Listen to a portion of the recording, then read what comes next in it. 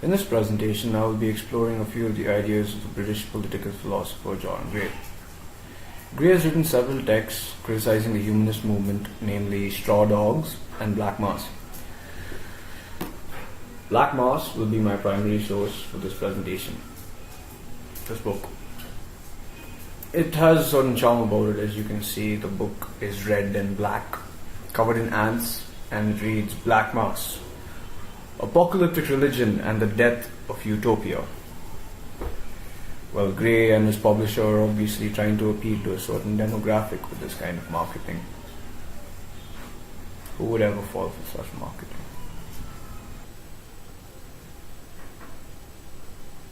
The book begins with the line, "Modern politics is a chapter in the history of religion." How does Gray make such a claim? He does this by tracing the evolution of the utopian ideal, which he sees as one that has taken over international politics as we see it today. The utopian ideal is one which sees that there is a world possible wherein no human conflict will occur and mankind or womankind or humankind will live in complete peace and harmony. Now the positive among you all might ask or respond, well, what is wrong with hoping? Let us begin firstly with what it is that we are hoping for.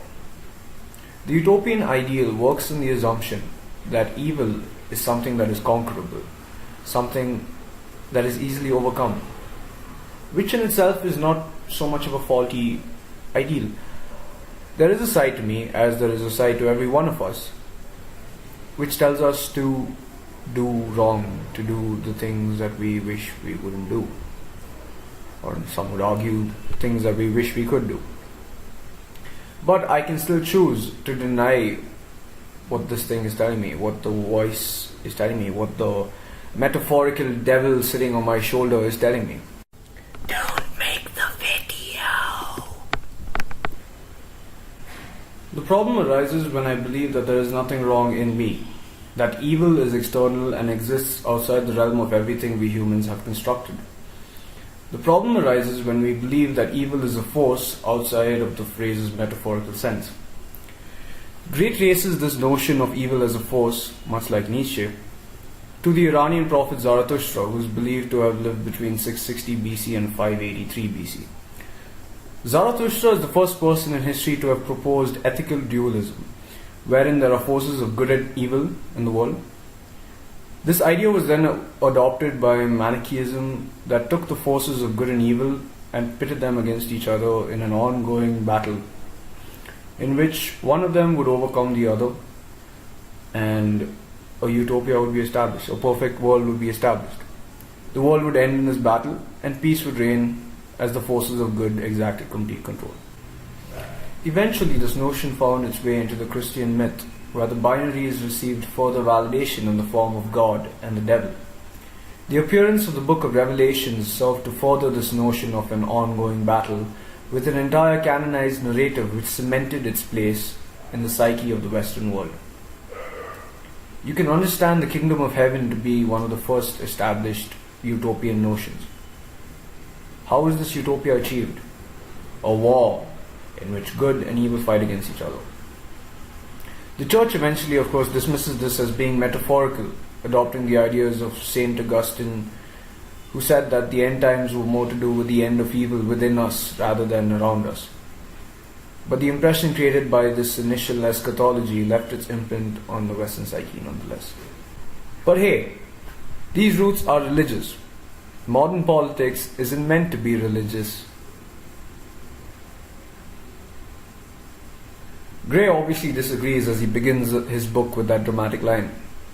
What then happened to the notion of an oncoming battle between good and evil after it was adopted by Christianity? The end times that Christ, his disciples, and the first Christians believed that they were living in did not in fact come to their logical end. Christianity itself, however, did begin its decline towards the logical end of any movement. This happened with the birth of humanism and the Enlightenment movement.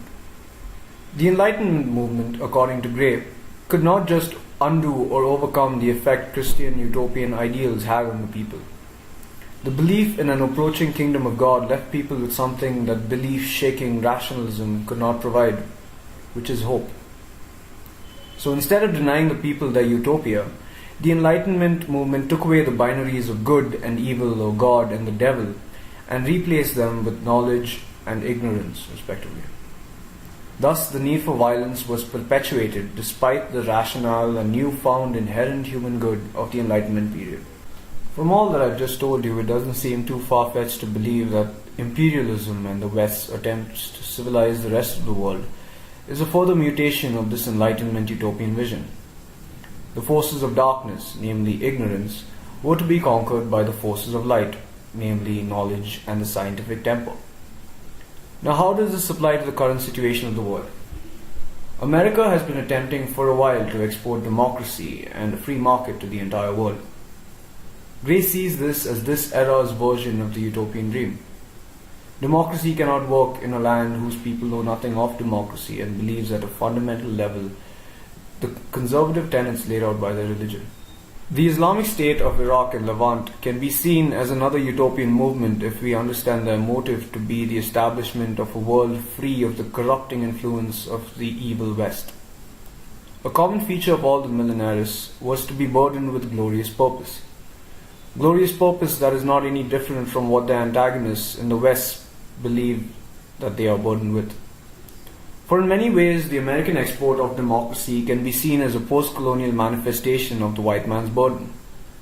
This glorious purpose fueled the holy wars of the Middle Ages, just as they are fueling the holy wars of today. To return to the problem of utopia and evil, what every utopian thinker misses is the fact that human nature is flawed, and the ills they seek to cure are within them just as they are without them. Conflict cannot be removed. It is inherent in human nature. We can barely agree with ourselves in many of the decisions we make. Bring in another person, or an entire nation, or bring in all the nations of the world, and you can see how impossible this entire conflict-free world is.